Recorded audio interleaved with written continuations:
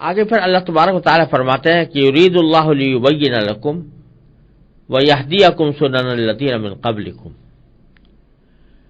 یہ جو کچھ احکام ہم نے تمہیں دیے ہیں نکاح سے متعلق کہ فلاں قسم کی عورتوں سے نکاح حرام ہے، فلاں قسم کی عورتوں سے جائز ہے، یہ ساری تفصیلات ہم نے اس لیے دی ہیں، اس لیے بتائی ہے تاکہ کھول کھول کر تمہیں حقیقت بتا دیں، اور جو اللہ تبارک و تعالیٰ کی حکمت کا تقاضا ہے اس کے مطابق اس نے جو احکام تمہارے لیے مرتب کیے ہیں وہ تمہیں بتا دیں۔ وَيَهْدِيَكُمْ سُنَنَ الَّذِينَ مِن قَبْلِكُمْ، اور تم سے پہلے جو لوگ گزرے ہیں ان کے طریقوں تک تم کو بھی پہنچا دیں۔ یا اس میں اشارہ اس بات کی طرف فرما دیا کہ یہ جو احکام ہم نے دیے ہیں کہ فلاں قسم کی عورتوں سے نکاح حرام ہے، فلاں قسم کی عورتوں سے نکاح حلال ہے، یہ ساری تفصیلات صرف پہلی بار تمہارے اوپر ہی نازل نہیں ہو رہی، بلکہ تم سے پہلے جو انبیاء کرام علیہ الصلوۃ والسلام تشریف لائے ہیں ان پر بھی اس قسم کے احکام آ چکے ہیں، ان کو بھی نکاح کے سلسلے میں بہت سے احکام کا پابند کیا گیا تھا، تو یہی تمہیں بھی اسی طرح پابند کیا جا رہا ہے۔ تو اللہ تعالیٰ چاہتا ہے کہ ان سارے احکام کو کھول کر بیان کر دے، اور پچھلے لوگ جو ہو گزرے ہیں ان کے طریقوں پر تم کو چلا دے۔ وَيَتُوبَ عَلَيْكُمْ، اور پیچھے جو کچھ اس کے خلاف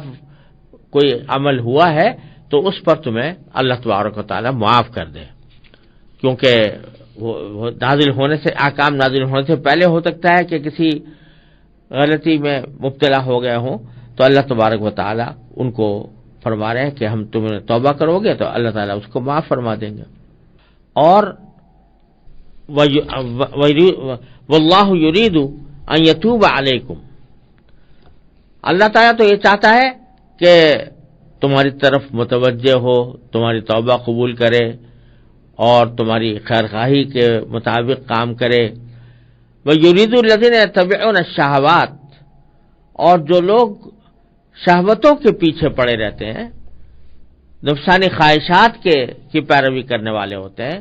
وہ چاہتے ہیں کہ ان تمیلوا میلا عظیما، کہ تم صحیح راستے سے ہٹ جاؤ اور بڑی بھاری کجی میں مبتلا ہو جاؤ۔ اللہ تبارک و تعالیٰ یہ چاہتے ہیں کہ تم صحیح راستے پر رہو، اور جو لوگ نفسانی خواہشات کے پیچھے لگے ہوئے ہیں وہ چاہتے ہیں کہ تم راہ راست سے ہٹ کر دور جا پڑو۔ اور پھر دوبارہ فرماتے ہیں ہمارے تعالیٰ کہ یرید اللہ ان یخفف عنکم،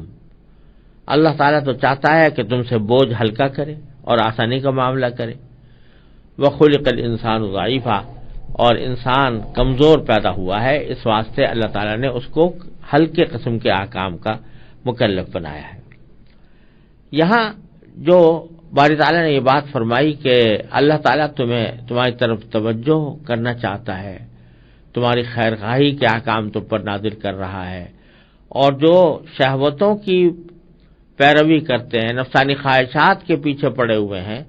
وہ چاہتے ہیں تم کجی اختیار کر کے دور جا پڑو۔ اصل میں اس میں اشارہ اس بات کی طرف کیا جا رہا ہے کہ یہ نکاح اور شادی بیاہ کے جو معاملات ہیں یہ بڑے نازک ہیں اور بڑا اعتدال چاہتے ہیں، ان میں افراط و تفریط دونوں ہی مضر ہیں، اور دونوں سے انسان غلط راستے پر پڑ سکتا ہے۔ ایک طرف تو انسان کی فطرت میں اللہ تعالیٰ نے ایک جنسی تقاضا رکھا ہے، وہ جنسی تقاضا ایسا ہے کہ انسان کو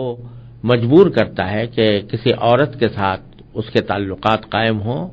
کسی عورت کے ساتھ اس کا ملاپ ہو۔ ایک طرف تو یہ تقاضا ہے، اگر اس تقاضے کو دبایا جائے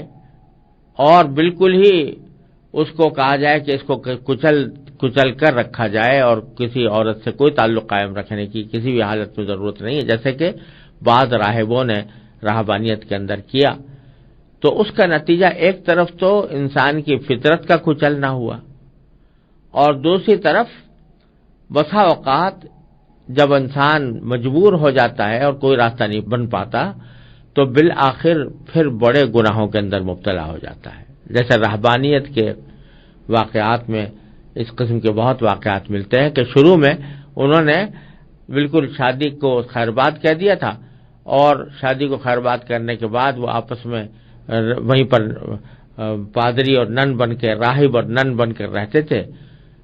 لیکن انسانی تقاضے ہیں وہ آخر غالب آ گئے اور پھر بدکاریوں کا رواج شروع ہو گیا۔ اللہ تعالیٰ محفوظ رکھے۔ تو ایک طرف تو انسان کے اندر یہ تقاضا ہے، دوسری طرف یہ تقاضا ایسا ہے کہ اگر اس کو بے مہار چھوڑ دیا جائے تو وہ کسی بھی حد پر رکنے والا نہیں ہوتا، اور اگر اس کو بے مہار چھوڑ دیا جائے تو نہ لوگوں کے اندر انساب کا تحفظ ہو سکتا ہے، نسب کا تحفظ ہو سکتا ہے، نہ شرافت کا تحفظ ہو سکتا ہے، نہ دیانت کا تحفظ ہو سکتا ہے، اور پھر کوئی خاندانی نظام بھی صحیح طور سے وجود میں نہیں آ سکتا۔ تو ایک طرف اس تقاضے پر عمل بھی کرنا ہے اور دوسری طرف اس کو بے مہار بھی نہیں چھوڑنا۔ ان دونوں باتوں کی روایت اللہ تبارک و تعالیٰ سے زیادہ کون کر سکتا ہے؟ لہذا اللہ تبارک و تعالیٰ فرما رہے ہیں کہ ہم نے تمہیں جو احکام دیے ہیں وہ تمہارے لیے عین مناسب ہیں، اور ہم نے تمہیں ان راستوں کی ہدایت کی ہے جن راستوں پر پچھلی امتوں نے عمل کر کے فلاح حاصل کی تھی۔ دوسری طرف وہ لوگ ہیں کہ جو کسی خدائی حکم کا پابند نہیں ہیں، بلکہ انہوں نے اپنے نفسانی خواہشات کو اپنا خدا بنایا ہوا ہے، اسی کے پیچھے چلتے ہیں۔ وہ چاہیں گے کہ تمہیں صحیح راستے سے ہٹا دیں، اور یہ ہر دور میں یہ شہوات کی پیروی کرنے والے اور اپنے نفسانی خواہشات کو اپنا مقتدا قرار دینے والے، وہ ہر دور میں مختلف انداز سے رونما ہوتے رہے ہیں۔ کبھی اسی شہوت پرستی نے ہم جنس پرستی کا لبادہ اوڑھا، اور کبھی اسی شہوت پرستی نے اس بات کا لبادہ اوڑھا کہ مرد و عورت رضامندی سے جو بھی کرنا چاہیں ان کو کھلی چھوٹ ہے، ان کے اوپر کوئی پابندی نہیں ہے۔ غرض اللہ تبارک و تعالیٰ کے احکام سے روگردانی کرنے کے بعد اور اپنے نفسانی خواہشات کی پیروی کرنے کے بعد جب انسان افراط یا تفریط میں مبتلا ہوتا ہے تو بالآخر اس کا نتیجہ خاندانی نظام کی تباہی ہے، جیسا کہ آج مغرب کے ممالک میں یہ بات آنکھوں سے مشاہدہ کی جا سکتی ہے کہ اللہ تبارک و تعالیٰ نے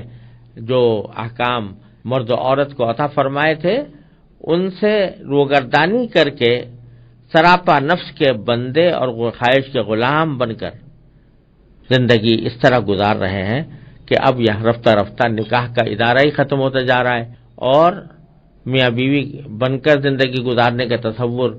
اب بہت شاذ و نادر رہ گیا ہے۔ نتیجہ یہ کہ خاندانی نظام تباہ ہو چکا۔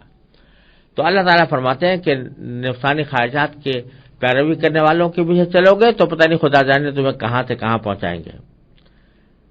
پھر آگے فرمایا کہ یرید اللہ ان یخفف عنکم، اللہ تعالیٰ تم پر تخفیف اور ہلکے احکام دینے کا ارادہ فرماتے ہیں، تمہاری دقتیں دور کرنے کے لیے نکاح کے بارے میں ایسے نرم احکام دیے ہیں جن پر سب عمل پیرا ہو سکتے ہیں۔ آج کل تو ہم نے نکاح کو ایک تومار بنا لیا، لیکن شریعت کے لحاظ سے نکاح اتنا آسان معاملہ ہے کہ دو مرد و عورت دو گواہوں کی موجودگی میں اگر ایجاب و قبول کر لیں بس نکاح ہو گیا۔ نہ اس کے لیے کوئی بہت لمبی چوڑی بارات لے جانے کی ضرورت ہے، نہ اس کے لیے کوئی بہت بڑی تقریب کرنے کی ضرورت ہے، یہاں تک کہ نکاح پڑھانے کے لیے کسی کو باہر سے بلانے کے لیے بھی ضرورت نہیں۔ اگر میاں بیوی آپس میں کہہ دیں کہ ہم نے آپس میں نکاح کیا تو بھی نکاح ہو جاتا ہے، اگرچہ مسنون یہ ہے کہ خطبہ پڑھا جائے اور خطبہ پڑھ کر پھر نکاح کا عقد کیا جائے، لیکن جہاں تک اس کی صحت کا تعلق ہے وہ خطبے پر موقوف نہیں ہے۔ شوہر نے کہہ دیا میں تم سے نکاح کیا، بیوی کہہ دے میں نے قبول کیا، بس دو آدمیوں کی موجودگی میں کہہ دیا تو نکاح ہو گیا۔ اللہ تعالیٰ نے اتنا آسان رکھا، یرید اللہ یخفف عنکم وخلق الانسان ضعیفا، اور انسان چونکہ کمزور واقع ہوا ہے تو یعنی خلقی طور پر ضعیف ہے، اس کے اندر شہوانی مادہ بھی رکھا گیا ہے، تو اگر اس کو عورتوں سے دور رہنے کا حکم دیا جاتا تو یہ اس کے اوپر عمل نہیں کر سکتا تھا۔ اس لیے اللہ تبارک و تعالیٰ نے نہ صرف یہ کہ نکاح کی اجازت دی بلکہ اس کی ترغیب بھی عطا فرمائی، یعنی اس کی ترغیب دی کہ نکاح کرنا چاہیے. نبی کریم صلی اللہ علیہ وسلم نے اس کو اپنی سنت قرار دیا اور اس کی ترغیب دی گئی تاکہ انسان کی یہ فطری خواہش ایک معقول اور معتدل انداز میں پوری ہوتی رہے.